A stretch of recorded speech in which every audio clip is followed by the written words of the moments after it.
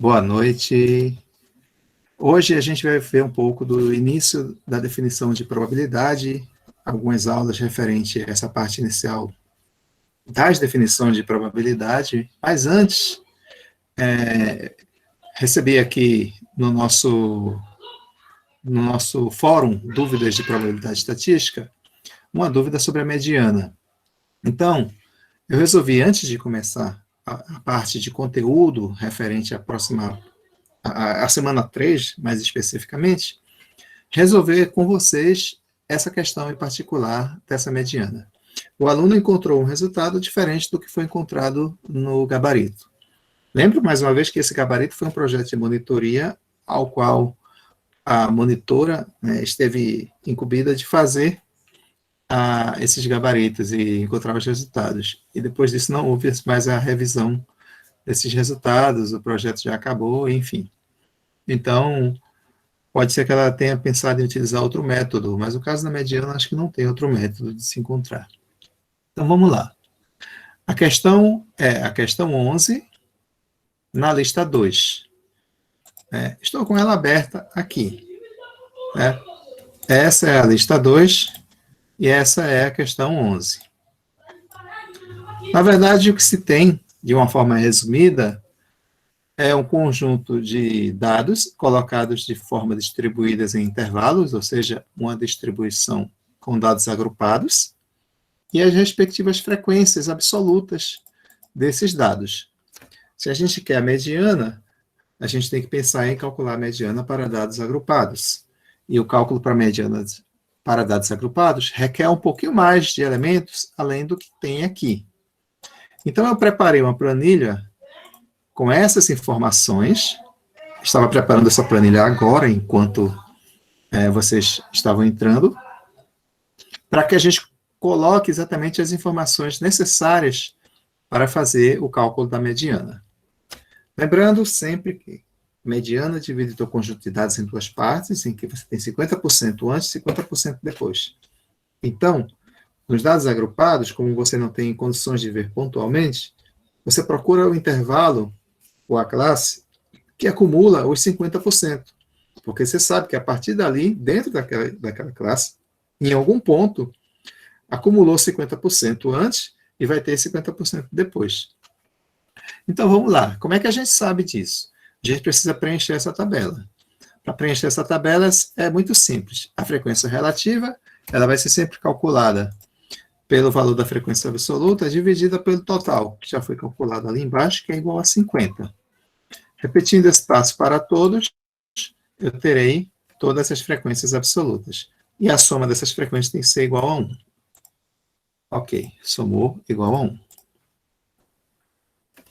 Agora, quem seriam as frequências acumuladas? A frequência acumulada é nada mais do que eu pegar a frequência da classe atual e acumular com a da classe anterior. Na primeira não tenho nenhuma, então é 22 mesmo. Já na segunda, vai ser a frequência anterior, já está acumulada, mais a atual. Então, eu sempre vou pegar essas atuais, até que, no final das contas, eu acumulo todas as frequências, chegando à frequência total de 50, acumulada na última classe. O meu interesse aqui é ver essa frequência acumulada no formato percentual. Então, da mesma forma que eu tentei fazer a frequência relativa, eu faço a acumulada, eu pego o valor, divido pelo total, só que como eu quero no formato percentual, eu multiplico por 100. Então, eu tenho 44%, onde, na verdade, era relativo a 0,44. Como eu estou acumulando, eu vou acumular todos, até que a última classe eu acumule 100%. Meu interesse é saber em que classe eu acumulei 50%. Na primeira eu acumulei 44%, na segunda eu acumulei 64%. Ora, de 44 a 64 eu passei por 50%. Então, nessa segunda classe aqui, estará exatamente a minha mediana. A minha mediana vai estar nessa classe. Então, eu posso classificar isso aqui como a classe mediana. Sendo essa a classe mediana, existe uma fórmula de cálculo, que são fórmulas de separatrizes, que alguns livros apresentam. E essas fórmulas são baseadas em na razão de proporção. A razão de proporção é o que eu vou colocar agora para vocês, que é como coloca o nosso material. Qual seria a razão de proporção? Olha para essa classe, que é a classe mediana. Ela vai de 26 a 36. Então, utilizando o Jamboard, que é o nosso quadrinho aqui, eu já utilizei várias vezes Jamboard, o Google vai me cobrar por isso depois. Nós temos o seguinte: a classe começa em 26, termina em 36, certo? Valor inicial 26, valor final 36. Isso significa que a minha mediana é um valor entre 26 e 36, necessariamente. Mas onde ela vai estar? Né? E quão próximo de quem ela vai estar? Isso vai depender dos percentuais que eu estou sendo utilizado. Essa classe ela começa com 44% e termina com 64%. Então, aqui eu tenho 44% e aqui eu tenho 64%. 50% realmente está mais próximo de 44% do que 64%. Digamos que esteja, sei lá, por aqui. Mais ou menos por aqui eu terei 50%. E esse 50% é justamente onde vai estar a minha mediana, que é o meu Q2. A partir daqui, eu penso em que tipo de razão eu vou trabalhar. Eu vou trabalhar com a razão entre essa linha maior e essa menor? É uma sugestão muito boa. Por exemplo, a proporção que eu encontrar dessa razão tem que ser a mesma que eu encontrar aqui embaixo. Em outras palavras, 64 menos 44 sobre 50 menos 44 tem que ser igual a 36 menos 26 sobre Q2 menos 26. Então, nós teremos o seguinte, usando agora a nossa ferramenta de equação, nós teremos o seguinte: 64 menos 44, né? Isso aqui, esse pedaço grandão daqui. Eu quero fazer uma proporção com esse daqui de baixo, uma razão com esse daqui, ó. 50 menos 44. Isso necessariamente tem que ser igual à mesma razão ou às mesmas proporções aqui embaixo. Ou seja, 36 menos 26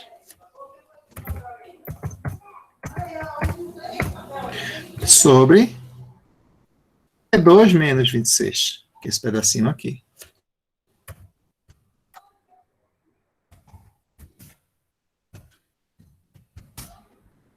Então, é isso que a gente precisa. Com isso daí, nós temos tudo que nós precisamos para encontrar a mediana. Nós temos uma função de primeiro grau com uma única variável, que é a nossa própria mediana. Então, fazendo as continhas, aqui eu sei que vai dar 20. No denominador eu sei que vai dar 6.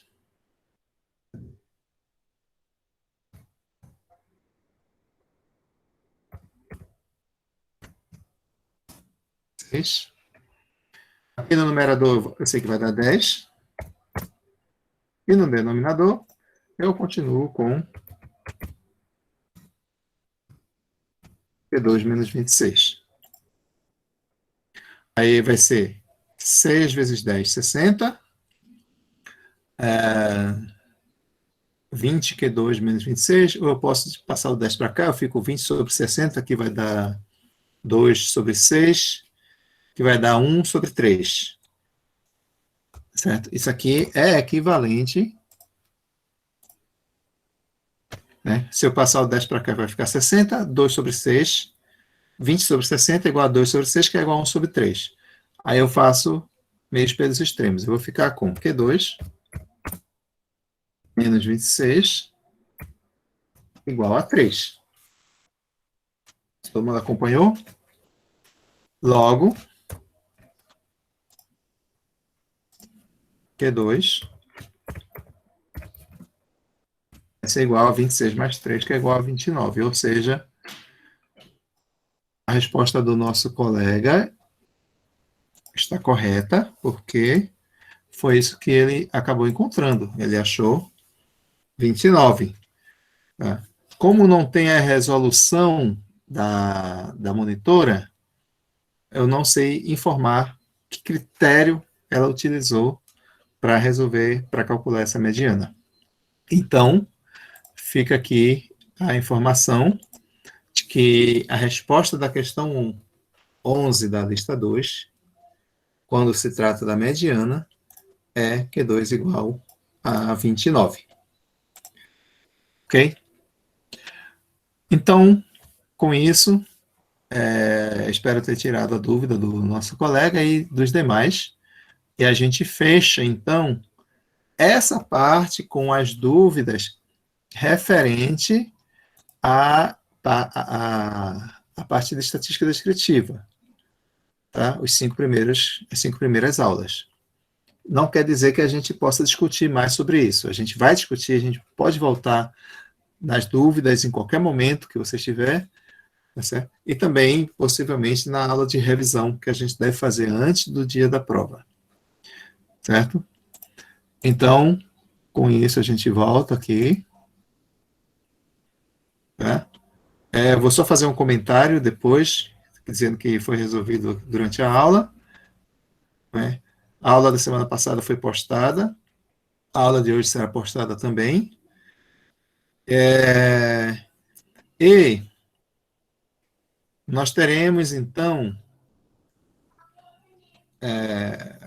duas opções. A gente pode fazer a aula hoje e quarta-feira, quebrar essa aula de hoje em duas, né? Que na próxima aula, já se referindo à semana de 5 a 11, nós teremos a aula 10 e uma lista de exercícios. Ou fazer hoje essa aula, quarta-feira a aula 10, e na segunda-feira a gente fazer a lista de exercícios, ficar com um dia reservado só para fazer essa lista de exercícios, referente a essa semana que a gente está entrando, que é a semana 4, que eu vou disponibilizar para vocês assim que terminar a aula.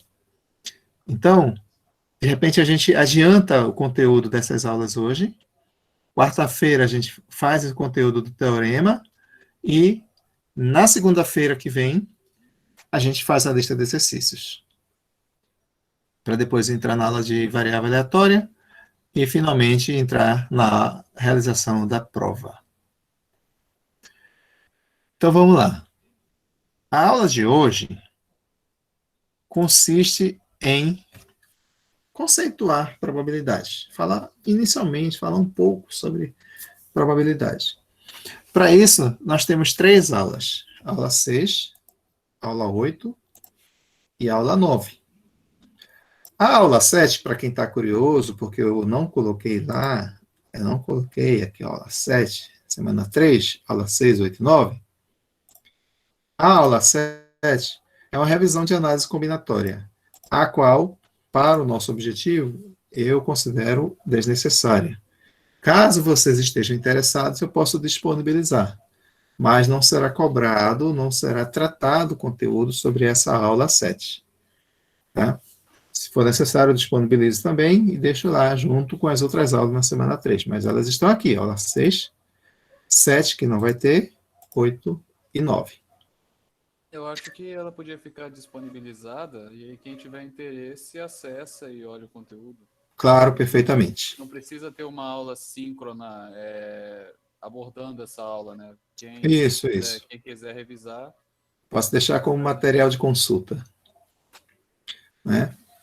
Então, vamos brincar um pouco de probabilidade, vamos começar a pensar em probabilidade. Eu costumo dizer que a estatística, ela está apoiada sobre um tripé. Cadê o cursor? A estatística está apoiada sobre um tripé. E nesse tripé estão a estatística descritiva, que foi o que a gente viu nas últimas semanas, né, que é uma espécie de trabalho com amostra de dados, a probabilidade, que é essa segunda parte que a gente vai ver a partir de hoje, e ela envolve todos os tipos de variáveis aleatórias, e a inferência estatística, que é exatamente a conclusão para a tomada de decisão. Na inferência estatística, que a gente vê que tem uma população, e a gente cata da população um elemento para trabalhar na amostragem, e depois pega da amostra e leva de volta para a população. Mas A probabilidade, ela tem um conceito mais matemático do que estatístico. O conceito estatístico é o conceito de calcular medidas, né, e medir erros e trabalhar em função desses erros. Embora a probabilidade seja uma coisa mais matemática, trabalhe mais com os elementos matemáticos, toda a sua base teórica é puramente matemática, teoria de conjuntos, teoria de contagem, ela também envolve incerteza, que a estatística mais trabalhar com o erro é incerteza, é a não exatidão. Então, trabalhar com incerteza é exatamente pensar, trabalhar com probabilidade. E para isso a gente precisa de algumas definições. Mas antes de colocar essas definições, vocês hão de perceber que tudo que se trata, quando você pensa em probabilidade, falei, probabilidade, o que é que você pensa? Muitas vezes você vê logo à mente aposta. É uma coisa muito comum, né? Quem vê programas esportivos ou até em outros tipos de programação, né, uma disseminação de sites de aposta muito grande, né? São os tais de bet, né? É muito comum você ver sites de aposta, a maioria é sobre jogos mesmo, porque trata das incertezas de uma partida de futebol, por exemplo, de uma partida de tênis, né, de qualquer tipo de esporte, a incerteza do resultado final, acabaram disseminando essa gama de sites, de aplicativos de aposta, né? Bet é aposta. Então, alguma coisa bet você encontra por aí, né? Nada mais são do que mais um tipo de loteria para você arriscar a sorte, né? E como eu falei em loteria, a loteria também é um grande exemplo de probabilidade. Quando a gente trata de concursos de sorteio de mega-sena, de quina, de outros tipos de loterias oficiais, né, todos eles estão envolvidos exatamente os conceitos de probabilidade. Né? É o puro conhecimento em probabilidade que faz com que os sorteios existam, na forma que eles existem. Né? É o conhecimento na dificuldade em acertar, em saber que a pessoa que vai apostar dificilmente vai acertar, é que eles existem. Isso acontece também com as infinitas brincadeiras dos programas de auditório, a maioria protagonizados envolvendo dinheiro, como o programa Silvio Santos, por exemplo, né? Como o próprio carnê que ele anuncia, né? Telecena, carnê do baú, tudo isso é conhecimento de probabilidade. Então, quem conhece probabilidade, sabe trabalhar com probabilidade e percebe onde está a necessidade de que a probabilidade vai ser favorável a você, acaba criando essas coisas de longo alcance, né, onde muitas pessoas vão apostar e poucas vão conseguir acertar. Certamente poucas vão ganhar, sendo que muitas apostaram e você, que é o dono da mesa, vai estar ganhando muito. E como eu falei em dono da mesa, os cassinos, né, os famosos cassinos, que aqui no Brasil é proibido, mas quem tiver a oportunidade de viajar, nossos países vizinhos vizinhos aqui afora, na América do Sul, certo? Tem cassinos públicos onde você pode entrar e fazer apostas também.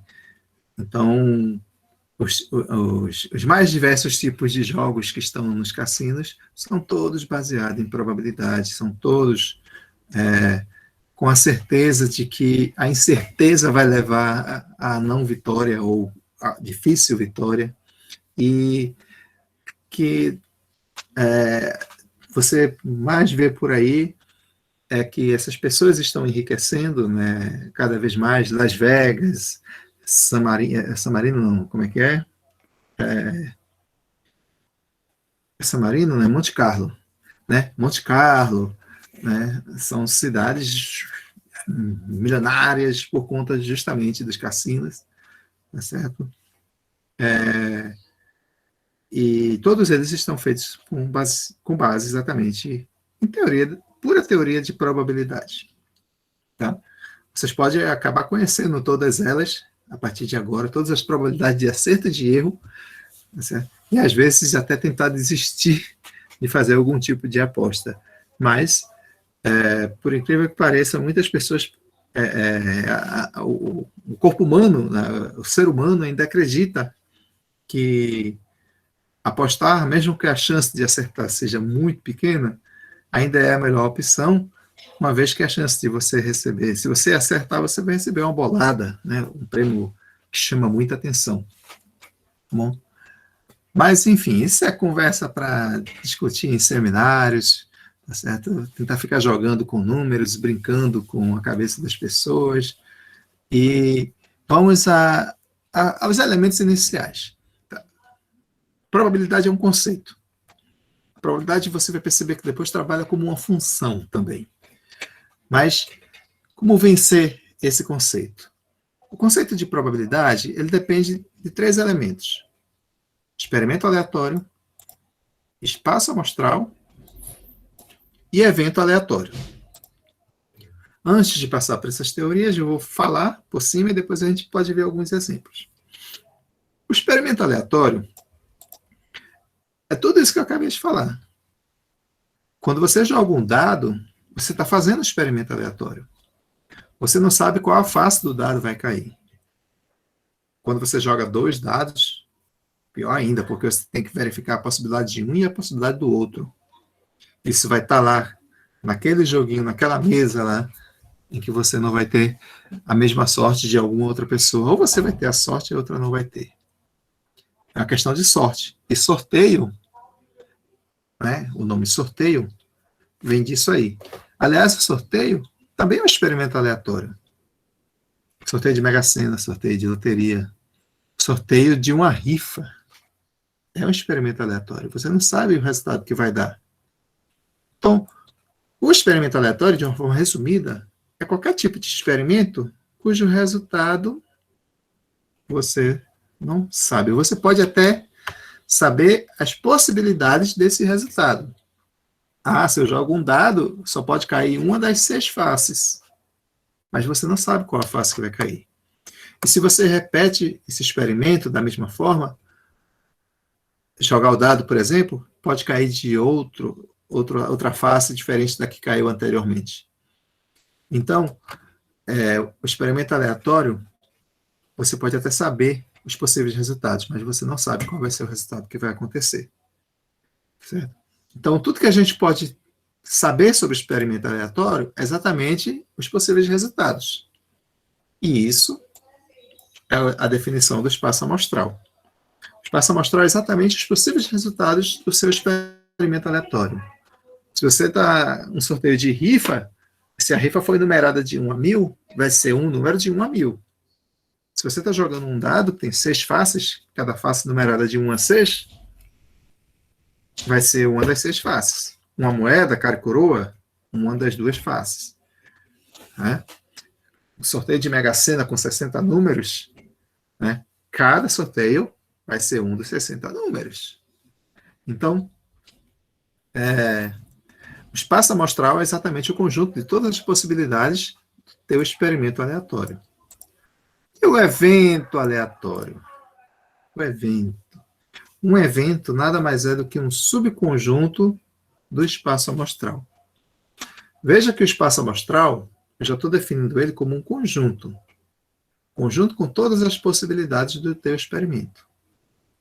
E o conjunto é uma definição matemática. Então, subconjunto, que também é uma definição matemática, é exatamente o evento aleatório. Como assim? O evento é um conjunto. Para você conhecer o evento, você precisa conhecer o espaço amostral. Necessariamente. Pela definição de conjunto, o que seria um subconjunto? Um subconjunto é qualquer combinação daqueles elementos do teu conjunto. Inclusive, o conjunto vazio e o próprio conjunto. Então, esses são os eventos. Existe também um cálculo que você pode fazer conhecendo o número de elementos do teu espaço amostral, que é o número de elementos do teu conjunto. Se você fizer, o meu espaço amostral tem N elementos. Quantos subconjuntos você tem? 2 elevado a n. Vou pegar um exemplo simples. Joga uma moeda. A moeda tem 2 faces, cara e coroa. Qual vai ser o número de elementos desse espaço amostral? 2. Cara e coroa. Quantos são os possíveis eventos? 2 elevado a 2, que é o número de elementos. 4. 2 elevado a 2 igual a 4. Eu tenho 4 possíveis eventos. Quem seriam esses 4 possíveis eventos? Cara, coroa, nenhum dos dois, os dois. Nenhum dos dois é o conjunto vazio. Os dois é o espaço amostral. Ok? Então, essas são as possibilidades. Quantos eventos aleatórios você tem dentro de um espaço amostral? E, bom, aqui nessa sessão, nessa aula, né, você vai ter, como você está tratando de conjunto, várias relações entre conjuntos, que vai fazer a correlacionar exatamente os eventos aleatórios. Dentre eles, você vai ter interseção, união, diferença, aquelas relações de conjunto, tá? Vai estar aqui no material, vocês podem dar uma lida depois com calma, mas 2 delas nós vamos nos interessar. Nós vamos nos interessar, cadê? Eu coloquei aqui espaço amostral, antes do espaço amostral eu coloquei experimento aleatório, espaço amostral, e depois coloquei evento. Evento aleatório. Nós vamos coletar os eventos mutuamente exclusivos ou mutuamente excludentes e os eventos complementares. Os eventos, quando a gente trata de eventos, que são conjuntos, a gente trata de função de trabalho com conjunto, operação com conjunto, união e interseção. Eventos mutuamente exclusivos são 2 eventos cuja interseção é vazia. E os eventos complementares são 2 eventos cuja interseção é vazia e, além de tudo, a união é igual ao espaço amostral. Vamos ver no nosso material todas essas definições. Primeiro, experimento aleatório. Tá? A apostila sempre coloca um exemplo que é para poder fazer uma espécie de animação, né? Tipo, buscar o leitor a pensar, né? Trabalhando as ideias para depois definir. Então, experimento aleatório é um processo que acusa variabilidade em seus resultados, como eu já coloquei vários exemplos aqui. O espaço amostral é exatamente o conjunto com todos os resultados possíveis do experimento. Só não falei que a notação é ômega maiúsculo. Tá? Tá. E tem a questão do espaço amostral discreto e contínuo. A gente vai tratar inicialmente do discreto, que é o espaço enumerável. E os eventos são os subconjuntos. Né? Em algum momento, aqui fala sobre o número de subconjuntos de um conjunto.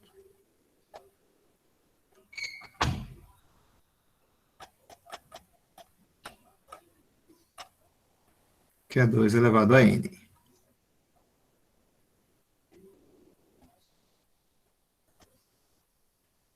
Eu não vou achar isso aqui.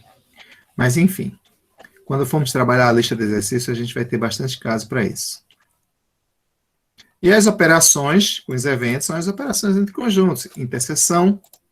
E aí a interseção, se eu tiver 2 eventos, A e B, a interseção é o que está aqui dentro. Depois eu vou colocar um exemplo para a gente ver o que é interseção direitinho, tá? Um exemplo clássico. Tá?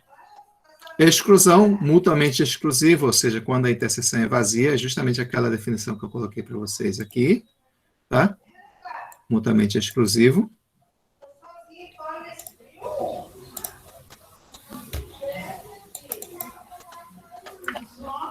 Tem a união, a gente vai trabalhar depois sobre a probabilidade da união, tá? Mas é isso aqui, a ideia da união, que é uma ideia conhecida. E o complementar, que é justamente quando a interseção é vazia e a união é igual a ômega. Aí a notação do complementar é uma barrinha em cima.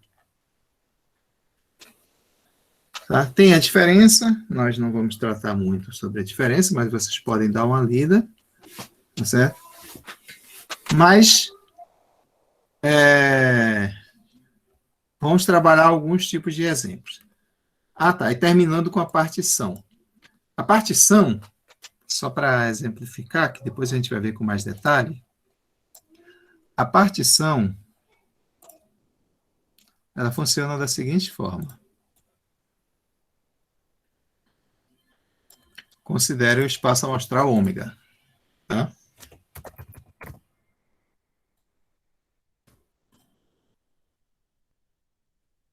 Vamos supor que eu tenha vários eventos. Vamos chamar esses eventos aqui de A, B,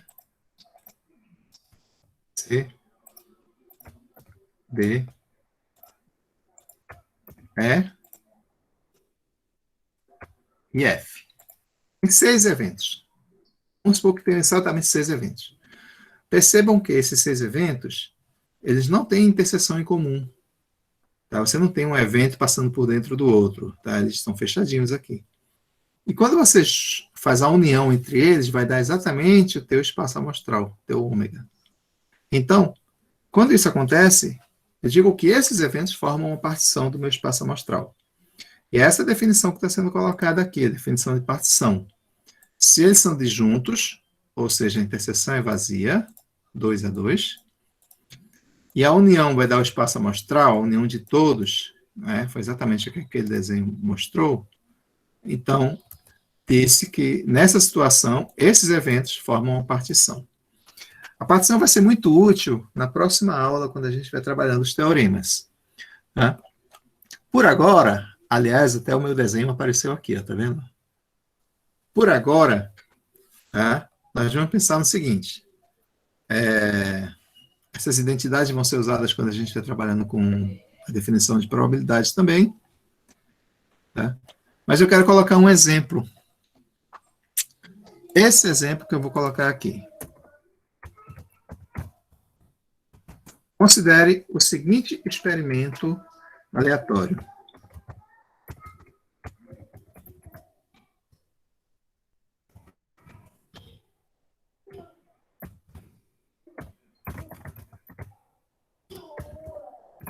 Passar um dado e ver a face voltada para cima. Só isso. Lançar um dado e ver a face voltada para cima, claro, depois que ele cair. Né? Quem é o meu espaço amostral? Isso é um experimento aleatório. Tá? Quem é o espaço amostral? Eu quero pular para baixo isso aqui, então. Quem vai ser meu espaço amostral? Ômega.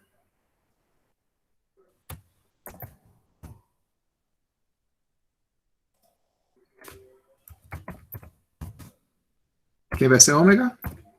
1, 2, 3, 4, 5, 6. Todo mundo concorda? Que ômega é o meu espaço amostral? O espaço amostral é esse aqui, ômega. 1, 2, 3, 4, 5, 6. O dado tem 6 faces. Cada face é uma bolinha, 2 bolinhas, 3 bolinhas. Aqui não é numeração, uma fórmula de numeração. Então está aqui meu espaço amostral. 1 a 6. Aí eu pergunto, quantos são meus possíveis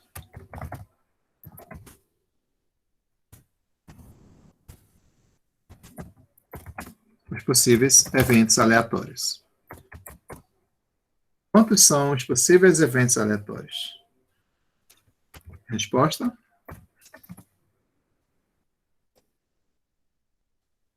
Como eu falei para vocês, 2 é elevado ao número de elementos que eu tenho no meu espaço amostral. 6. Quanto é 2 elevado a 6? 64. 64. Muito obrigado. Perfeitamente. Então, eu tenho exatamente 64 possíveis eventos só aqui. Vamos listar alguns eventos. Claro que eu não vou listar todos. São 64, né? Mas, olha, por exemplo, quem vai ser... Eu vou abrir aqui novamente a equação. O evento A, por exemplo. O evento A pode ser, por exemplo, os números pares dentro, claro, aqui dentro, né? Se eu disser que são os pares, eles vão ser quem? Né? Vão ser o 2, 4, 6. Esse conjunto aqui.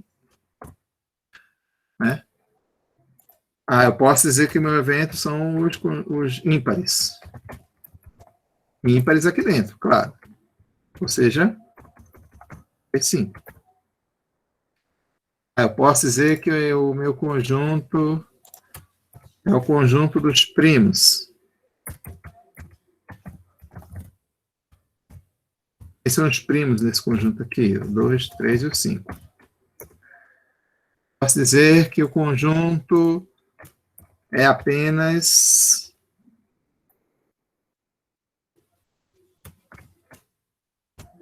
o número 6.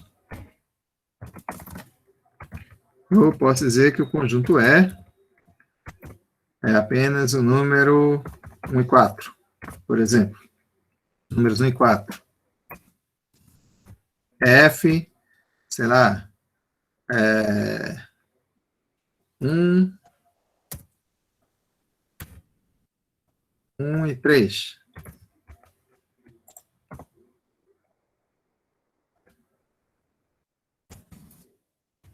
G pode ser o 2, 4, 5 e 6. Posso criar uma gama de eventos. Quem pode ser H? Sei lá, 2 e 6.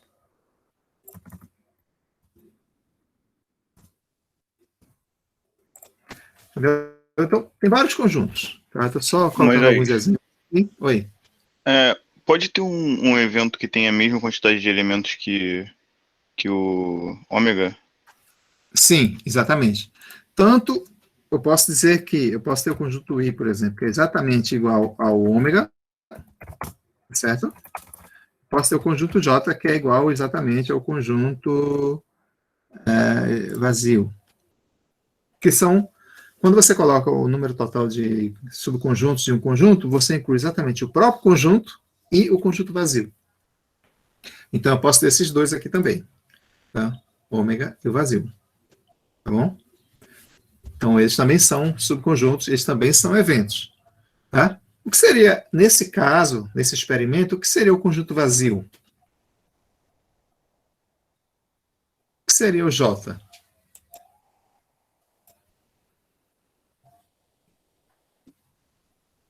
O J seria não acontecer nada disso. Eu jogar o dado e o dado cair com a pontinha, caiu com o biquinho assim, né? E não caiu nenhuma das faces voltada para cima. Claro que isso não vai acontecer. Professor, aí a gente chegaria num caso interessante, né? Porque qual que seria a probabilidade do dado cair nessa posição, né? Exatamente. Considerando todas as forças físicas envolvidas. A gente tem que Qual seria a probabilidade disso acontecer? A gente tem que considerar a situação tipo o vácuo, que o pessoal fala, né? A situação normal, situação sem nenhuma intempérie, nenhum efeito. Tipo, vai cair uma face voltada para cima. E se eu afirmo que vai cair uma face voltada para cima, a chance de não cair nenhuma face voltada para cima é 0. E aí você já está matando uma dos axiomas da probabilidade. que é a probabilidade do vazio, esse aqui, ser igual a zero. Entendeu? Então, basicamente, eu perguntar, eu tenho um espaço aleatório. Eu vou sortear alguma coisa dentro do espaço aleatório. Vai ter que ser, a resposta, o resultado tem que ser um deles. Entendeu? Qual a chance de eu sortear um número da Mega Sena de 1 a 60 e cair 80? Não vai cair, só vai cair um número de 1 a 60. Não tem jeito de não cair nenhum número de 1 a 60. Então, a gente vai ver ainda hoje que a definição de probabilidade do conjunto vazio é igual a zero. E são baseados nessas ideias. Tá? Da mesma forma que a gente vai ver também que quem é o evento I? Né? O evento I qual é a probabilidade de eu jogar um dado e cair qualquer um desses aqui de 1 a 6? Qualquer um deles. Certo? O que o J é nenhum, o I é qualquer um. Né? 100%. Vai cair de qualquer jeito, vai cair um daqueles. Visto que o não cair nenhum deles é zero a chance. Então, você tem aí essa ideia do I e do J, tá certo? Exatamente, são dois dos axiomas que são colocados quando a gente for definir probabilidade, são exatamente dois dos axiomas, tá certo? Mas a gente quer ver aqui o seguinte, tá vendo esses exemplos que a gente colocou? Eu vou tentar pintar eles de amarelo. Esses exemplos colocados aqui, eu vou diminuir um pouquinho, que é para ver se cabem todos na mesma tela. Desses eventos aqui, eu quero saber quem são mutuamente exclusivos. A pergunta. E saber também quem são complementares. E se eu tenho uma partição? Se eu tiver quem são? Foram as definições colocadas aqui. Tá? Então, está aqui o espaço amostral. Está aqui os eventos, são 64. Eu listei 1, 2, 3, 4, 5, 6, 7, 8, 9, 10. Tem mais 54 além desses. E a pergunta é, eu tenho eventos mutuamente exclusivos? Olha para eles.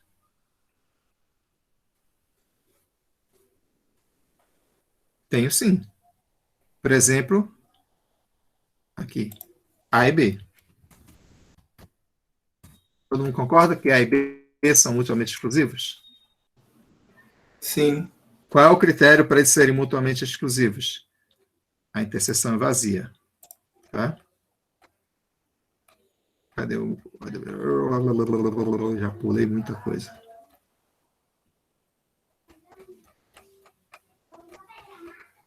Complementar. União. Exclusão.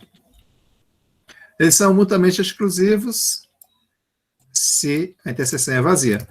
A e B são nitidamente, não tem nenhum elemento em comum entre os dois. A e C tem elemento comum, que é o 2. Tá? B e C também, ó, 2, 3 e 5. Tá? Tem mais mutuamente exclusivo? Tem. Olha só, o D é só um valorzinho 6. Tá? Todos os outros conjuntos que não têm 6 são mutuamente exclusivos com D. Ou seja, B, C, E e F. Todos esses conjuntos são mutuamente exclusivos com D. BD, não, BD, CD, DE e DF são mutuamente exclusivos. Tem mais, olha só, aqui tem 1 e 4. Aqui não tem nenhum nem 4. Então, C e E são mutuamente exclusivos. A e F são mutuamente exclusivos. Um par e nenhum par. É isso que eu não olhei aqui, ó. F e H, E e H, por exemplo. B de bola e H são mutuamente exclusivos. J é vazio. J é mutuamente exclusivo com qualquer um, que a interseção entre vazio e qualquer conjunto é vazia. Já o I, ele não é com ninguém, porque ele tem todos os elementos. Então, ele não é mutuamente exclusivo com ninguém. Então, tá, beleza. Quem são complementares? A e B. A e B. A e B são complementares. 2, 4, 6, 1, 3 e 5. Você juntar ele vai dar teu espaço amostral. Tem mais complementares? FG. F, que é igual a 1 e 3, e G, que é igual a 2, 4, 6. Tá vendo? F e G são complementares. Agora, se a partir de 3 eventos, aliás, I e J são complementares também. Né? I e J também são complementares. A interseção é vazia e a união é espaço amostral. Agora, se você tem mais de 2, passa a ser uma partição. Se você tem mais de 2 que são complementares, passa a ser uma partição. Então, temos uma partição aqui. Se você olha pelo menos 3 eventos que você percebe que a interseção é vazia e a união vai dar um espaço amostral. C, D e E. Exatamente. C, D e E. Se você fizer a união entre eles, vai dar um espaço amostral e a interseção entre eles é vazia. Certo? Então, não sei se tem outra partição, eu acho que não. Eu posso considerar, tá, que qualquer complementar forma uma partição. Tá? Qualquer 2 que sejam complementares, eu posso formar uma partição. Vai ter um momento que a gente vai trabalhar com uma partição com 2, tá certo? Então, eu também posso considerar que qualquer complementar forma uma partição. Só que complementar são 2 eventos. Embora eles sejam uma partição, eles são uma partição com 2 eventos complementares. Tá? E a partir de 3, eu não trato exatamente eventos complementares, porque não são 2 a 2, são com 3, mas é uma partição. Como eu falei, partição a gente vai trabalhar mais tarde, detalhadamente. E tem a notação do complementar, né? Eu digo que A equação. A é igual a B barra. Todo mundo concorda? Essa é a notação do complementar. Se B é 1, 3 e 5, qual é o complementar de B? É A. Então, A é o complementar de B. Então, A é o B barra. Então, da mesma forma que B é A barra, porque B também é o complementar de A. Né? Apenas para colocar que existe essa notação, e ela é utilizada aqui, quando a gente trata de eventos complementares, a notação é essa daqui, tá vendo? Alguns livros usam AC, mas a gente costuma trabalhar com barra em cima do A, do nome do conjunto, tá bom? Então, a união A barra é ômega e a interseção A barra é vazio. Ok. Então, com isso, bom, basicamente, a aula 6 trata dessa parte desse conteúdo. O restante é trabalho de conjuntos, são propriedades que são trabalhadas, que a gente vai trabalhar todas elas quando estiver trabalhando com probabilidade. Mas são bem óbvias. A interseção com o conjunto vazio sempre é vazia, a união com o conjunto vazio vai ser sempre o próprio conjunto, a interseção com ômega vai dar o próprio valor, né, o próprio conjunto, e a união com ômega vai dar sempre o ômega. E essas outras são combinações dessas propriedades. Tá? A gente não vai precisar muito delas, porque em probabilidade a gente precisa mais de outros elementos, mas pode ficar aí como leitura para vocês. Tá? Como nós temos aqui exatamente o resumo, alguns exercícios e suas respectivas soluções, como sempre são colocados no final desses materiais. Isso foi a aula 6. A aula 7 a gente já viu que não vai ser trabalhada, mas eu vou deixar como leitura para vocês. A aula 8 já vai falar exatamente da definição de probabilidade, conhecidos esses elementos que nós colocamos aqui. Quais foram os elementos que nós colocamos? Né? Eles estão bem aqui. A gente colocou espaço amostral, experimento aleatório, espaço amostral, evento aleatório, eventos exclusivos e eventos complementares. Na aula 8, partindo do conhecimento dessas definições, nós temos a definição de probabilidade. Tem a definição, tem os axiomas, que são as propriedades, e essa revisão ela não existe aqui, esse item 3 ele é justamente a aula 7, tá? Ele está aqui meio que por algum erro de quem preparou esse material, que não fui eu. Então, vamos lá. Vamos à definição, né, formal de probabilidade. Se você tem um experimento aleatório, vou colocar o exemplo do lançamento de um dado. Né? Vou até abrir o meu exemplo. Se você tem, tá aqui, um experimento aleatório. Nesse experimento aleatório, você tem um espaço amostral. E desse espaço amostral, você pega qualquer um evento, você pode calcular a probabilidade de qualquer um desses eventos acontecer. Né? Por exemplo, eu joguei na Mega Sena. Foi a Mega Sena experimento aleatório. É um experimento aleatório e tem um espaço amostral. São os 60 valores. E desses 60 valores, você separou um evento que é o seu jogo. Você foi lá e pegou 6, uma combinação de 6. Aí eu pergunto, qual é a probabilidade de acontecer o seu jogo? A probabilidade de acontecer o evento. Então, a probabilidade ela é feita diretamente no evento. Tá? E assim trabalham os jogos de azar, ou sorte, já que fala assim, sorteio. Né? Mas toda e qualquer probabilidade é calculada sobre um evento. Sobre um evento. Então, o que nós temos é sempre a notação de probabilidade, né, que é um P,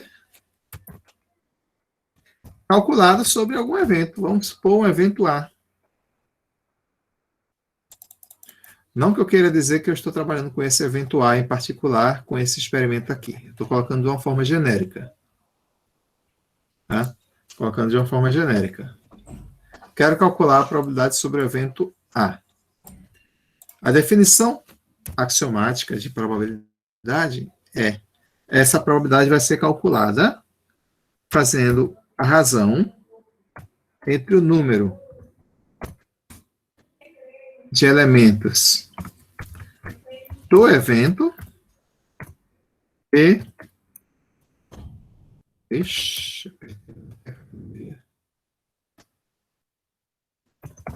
e o número de elementos do meu espaço amostral. Então, qual é a probabilidade de acontecer o evento A? Vai ser a razão entre o número de elementos que eu tenho no meu conjunto A sobre o número de elementos do meu espaço amostral. Também tem um jeito de falar isso aqui, tá certo? São números casos favoráveis dividido pelos casos possíveis. Casos favoráveis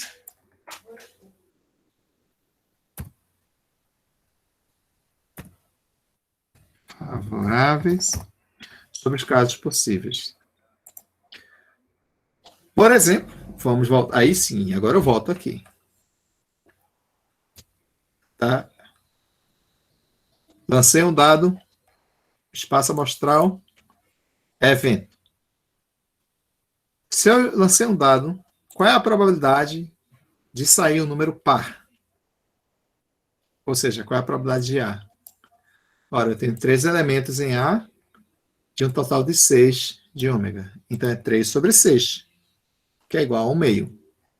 Ou seja, 50% de chance de sair número par. Faz sentido, porque eu tenho 3 pares e 3 ímpares. Idem para os ímpares. Idem para os primos. Ah, mas se eu jogar um dado, qual é a probabilidade de sair 1 ou 3? Que é o F. Ora, o conjunto F tem 2 elementos. 1 ou 3 são 2 elementos de um conjunto de 6. Então, é 2 sobre 6, que é igual a 1/3. E assim eu vou fazendo as minhas probabilidades. Qual a probabilidade de eu jogar um dado e não sair nenhuma das 6 faces? Aqui eu estou interessado no conjunto vazio. A gente vê que não vai ser possível, porque a gente está levando em consideração que vai sair um deles. Então, o conjunto J, P de J é igual a vazio. Perdão. P de J é igual a P de vazio, que é igual a 0. Ah, qual é a probabilidade de sair qualquer um dos 6? 100%, porque vai sair um dos 6. É por isso que é mais caro você comprar um bilhete onde você tenha muito mais números que você pode apostar, quando você aumenta a quantidade de números que está sendo feita na aposta. Só que aí tem um detalhe mais interessante que a gente vai ver depois. Tá? Lá na frente, vou colocar um exemplo de uma situação em que tenta justificar por que o bilhete, quando você marca 6 números, é um preço, e quando você marca 7 números, ele é um preço 7 vezes maior. E não, você está acrescentando o número, seria o dobro do preço, e não 7 vezes o preço. Né? Bom, mas a ideia é que se você conseguir preencher um bilhete com todos os 60 números, tenho certeza que você vai acertar, porque vai estar ali dentro. Mas você vai pagar o prêmio de 500 Mega Sena acumuladas. Né? Você não pegaria... Você estaria na Forbes, pegaria toda a sua fortuna para jogar na Mega Sena, para ver se você ganha alguns milhões de reais, sendo que você apostou bilhões. Enfim. Tá, vamos... Então, nós vimos aqui a definição de probabilidade, né? Vimos alguns exemplos, e vamos aos axiomas. Os axiomas são ótimos. Os axiomas de probabilidade, deixa eu passar aqui pela definição clássica, tá? Inclusive o exemplo é o lançamento do dado, tá? Então vocês estão familiarizados. E a definição, número de casos favoráveis sobre o número de casos possíveis, assim como eu coloquei, que é o número de A sobre o número de ômega, notação hashtag aqui, número de elementos de um conjunto. Notação matemática. Tá? Ao número finito. Deixa eu ver se é aqui que ele vai colocar a contagem do número de elementos de um conjunto. Não. Vamos às propriedades. Né? As propriedades básicas. Toda probabilidade é um valor maior ou igual a 0, positivo. Tá? Não faz sentido ter probabilidade negativa. Até porque quando você calcula uma probabilidade, você está sempre vendo o número de elementos. E um conjunto não vai ter um número de elementos negativo. Né? Quantos elementos tem esse conjunto? A menos 3 não existe. O conjunto é quantitativo e a quantidade é positiva. Então, a probabilidade de A é sempre maior ou igual a 0. Tá? Aqui é comum a resolução. O número de elementos é sempre positivo. Probabilidade de ômega é igual a 1. Eu acabei de colocar o exemplo, mas usando a definição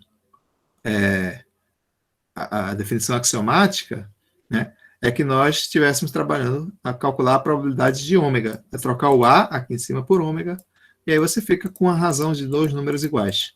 E isso, qualquer razão de 2 números iguais é igual a 1. Então, probabilidade de ômega é 1, probabilidade sempre maior ou igual a 0. E aí eu poderia acrescentar aqui, se ela não vai ser acrescentada depois, que é o quarto aqui, ó, que a probabilidade do vazio é igual a zero. Tá? Como é que eu mostro que a probabilidade do vazio é igual a zero? A definição de probabilidade do vazio é trocar o A por vazio. É o número de conjuntos do elemento vazio, número de elementos do conjunto vazio, que é zero, sobre qualquer número de ômega. Zero sobre qualquer número é zero. Então, a gente tem que P de ômega é 1, P do vazio é zero. E qualquer probabilidade é maior ou igual a zero. Então, eu poderia, já a partir daqui, antes de falar sobre dessa soma, dizer que qualquer valor de probabilidade é um valor entre 0 e 1. Qualquer probabilidade é um valor entre 0 e 1. Porque, no mínimo, o conjunto é vazio e, no máximo, ele é ômega. Então, no mínimo, ele é 0, no máximo é 1. Então, se você encontrar um valor maior que 1 ou menor que 0, esse valor certamente vai estar errado. Essa probabilidade não existe. Tá? Então, eu tenho demonstrações sobre probabilidade da união ser igual à soma das probabilidades, quando o conjunto é mutuamente exclusivo. Tá? Depois a gente vai ver a situação quando não é mutuamente exclusivo. Tá? Probabilidade de zero do vazio é zero, a gente já viu. Né? Zero, vazio e ômega são mutuamente exclusivos, a gente já viu isso. E a probabilidade do complementar. Essa é muito interessante, muito importante e ajuda muito. A probabilidade complementar é 1 menos a probabilidade do evento. Tipo, qual é a probabilidade de saírem, sei lá, vamos supor, eu estou jogando um dado, né? E eu tenho um evento A que é sair o valor 1. Eu pergunto, qual a probabilidade de sair qualquer valor menos 1? Isso é o complementar de A, qualquer valor menos 1, já que o A é 1.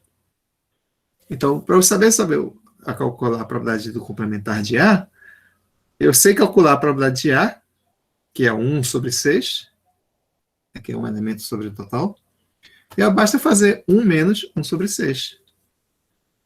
Naturalmente, isso vai dar 5 sobre 6, né, que é que se eu contasse os outros 5 elementos, que é o complementar de A. Então, a probabilidade de A é 1 menos a probabilidade do complementar é 1 menos a probabilidade de A.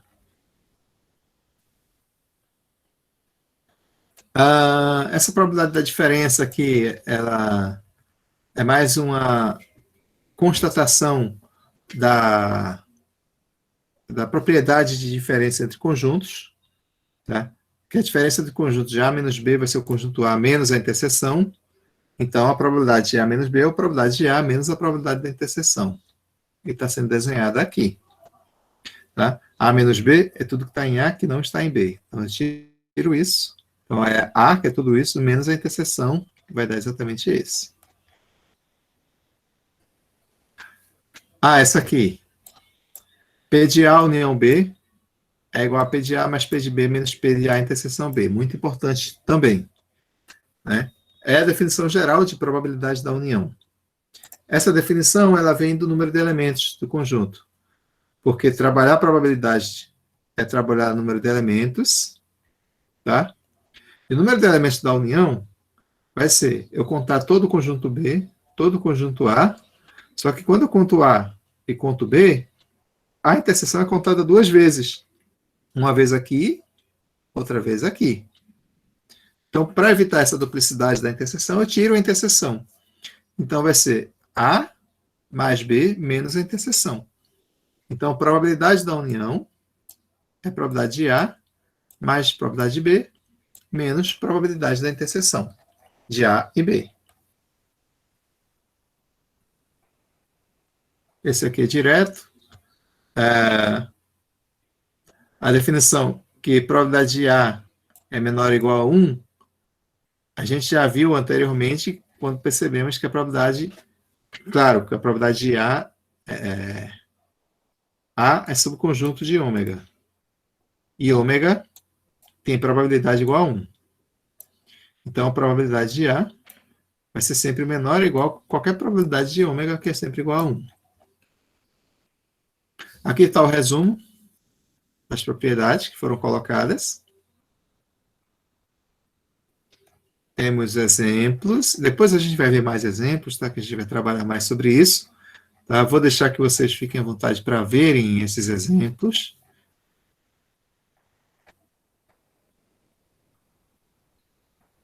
A definição axiomática de probabilidade é essa mesma, tá certo? Apenas que tenta colocar de forma... trabalhar o axioma de probabilidade. Mas é tudo que a gente viu anteriormente.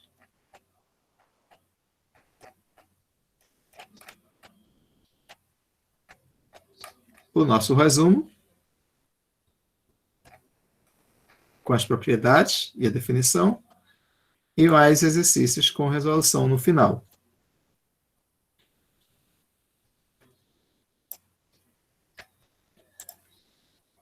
Então, isso resumindo a aula 8. E para fechar, a nossa aula 9. Tá? Quarta-feira a gente vai fazer a aula de... aula 10, só a aula 10. Tá? Probabilidade condicional e independência de eventos. Vamos fazer duas definições aqui, né? São essas duas aqui. A probabilidade condicional é você calcular uma probabilidade colocando uma condição para que ela exista. E essa condição ela vai estar envolvida em outro evento. Então, trabalhar a probabilidade condicional é pensar da seguinte forma.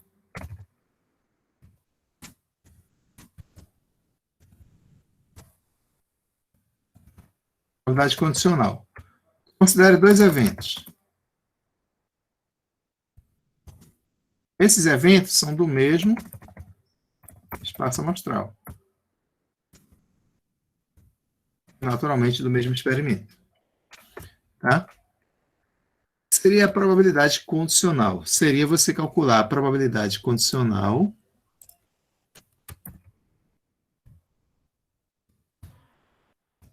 condicionar a probabilidade do evento A, dado a ocorrência do evento B. É a probabilidade de A ocorrer, dado que B... Ixi, cadê o texto? Vou ter que tirar da fórmula. É a probabilidade de A ocorrer, dado que B ocorre. Então, você condicionou a probabilidade de A ao evento B. Por exemplo, qual é a probabilidade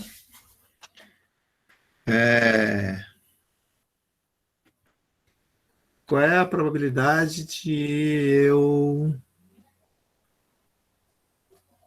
acertar na Mega Sena? Não falei nada, só isso. Qual é a probabilidade de acertar na Mega Sena, dado que eu joguei? Então, eu coloquei uma condição. Mas essa condição não é suficiente. Vamos pensar em outras condições que estejam mais próximas da definição de probabilidade. Qual a probabilidade de acertar na Mega Sena, dado que eu joguei um bilhete com 6 apostas? Qual a probabilidade de acertar na Mega Sena, dado que eu joguei um bilhete com 7 apostas? Qual a probabilidade de jogar na Mega Sena, dado que eu joguei um bilhete marcando 8 números?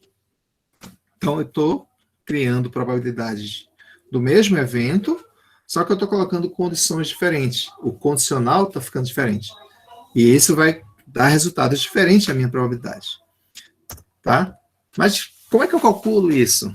Então, a definição formal da probabilidade condicional, certo? Ela vai ser a razão entre a probabilidade da interseção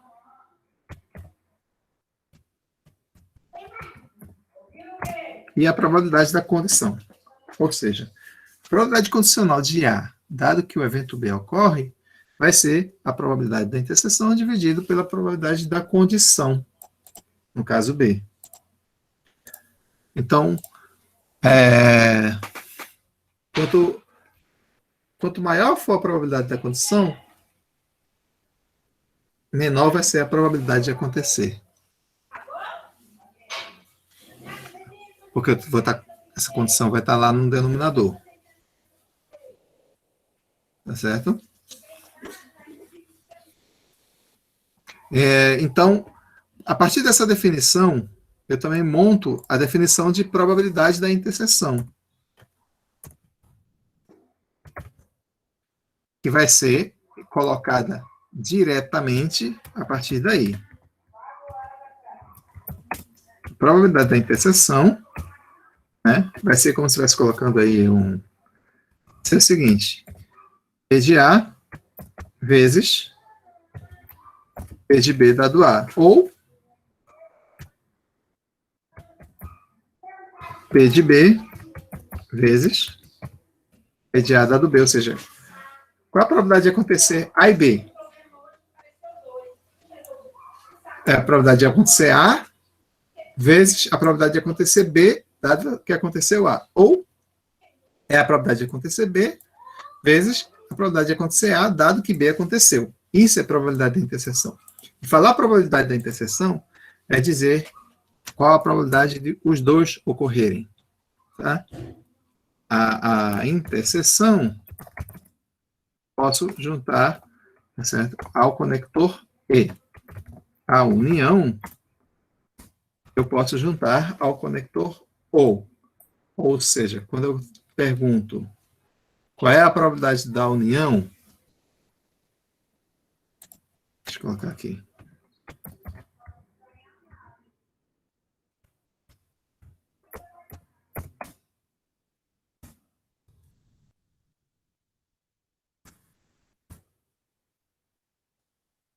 A probabilidade da união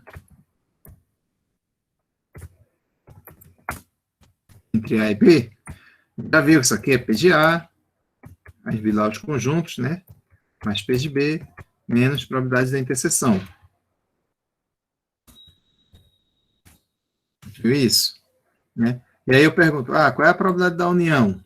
Quando eu estou calculando esse tipo de probabilidade, na verdade, eu estou colocando uma pergunta. Qual a probabilidade de acontecer A ou B? Tá? Isso aqui é a união, é A ou B. Quando eu pergunto calcular a probabilidade da interseção, eu estou interessado em calcular a probabilidade de calcular a probabilidade de ocorrência de A e B, os dois eventos ocorrerem. Aqui, um ou outro ocorre. Aqui, os dois ocorrem.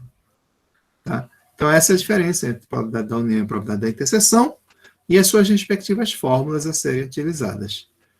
Tá? Então, sempre que vocês se depararem com algum tipo de problema, vocês vão saber que se trata de probabilidade da união da interseção. E a probabilidade condicional, ela veio diretamente daquela formulazinha, né, que acaba sendo a formulazinha da probabilidade da união da interseção também. Certo? Está aqui a definição formal de probabilidade condicional. Probabilidade da interseção dividida por probabilidade B, que é a condição. Para terminar, você veja que eu vou deixar fazer os exemplos na aula de exercícios. Tá? Para terminar, vem a definição de eventos independentes. Aqui essa regra da multiplicação continua sendo a definição da probabilidade da interseção que eu coloquei agora, tá? Vamos para eventos independentes. Vamos chegar em um momento. Os eventos independentes, eles vão aparecer aqui. Independência de eventos. Né? Nós dizemos o seguinte: dois eventos são independentes quando a probabilidade de um ocorrer não depende do outro. Em outras palavras, lembra dessa probabilidade condicional aqui? Né? Que ele depende da condição. Então, A e B são independentes. Independentes. Se a probabilidade condicional de A não depende de B. Ou seja, essa probabilidade condicional de A é o próprio A. Ela não depende de B. Que consequência eu tenho com relação a isso? Ora, consequentemente,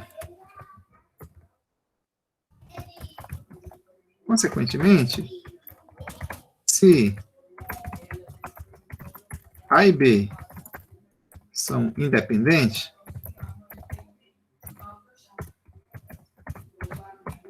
então, olha a probabilidade da interseção que depende da probabilidade condicional. Olha que gracinha. Pega essa probabilidade a interseção aqui, joga ela aqui, e são independentes. O que é que acontece com o P de B dado A? Ele não depende mais da condição. P de A dado B, P de A. Então, P de B dado A vai ser igual a P de B. Ele não depende mais da condição. Logo, se A e B são independentes, a probabilidade da interseção é igual ao produto das probabilidades. Único caso, na independência. Tá? E eventos independentes, você vai reconhecer. Então, uma das formas de verificar se dois eventos são independentes é verificar essa probabilidade aqui. Acontecer essa probabilidade, então isso aqui ocorre, então eles são independentes. Ou seja, para que isso ocorra, eles são independentes. Então, vai aparecer aqui a definição, tá vendo? Ó? Não depende, condição, e dentro de casa o povo conversa mais. Consequentemente, a probabilidade da interseção é o produto das probabilidades. Tá? Na próxima aula, eu vou colocar exemplos para vocês, tá? Aliás, na aula de exercícios de segunda-feira, tá? Eu vou colocar exemplos para vocês com relação a isso. Tá? Na próxima aula, quarta-feira, a gente vai falar sobre os teoremas. Tá bom? Eu acho que o que eu estou passando rápido é porque é exercício e resolução. Mas vocês fiquem à vontade para ver todos os exercícios desse material.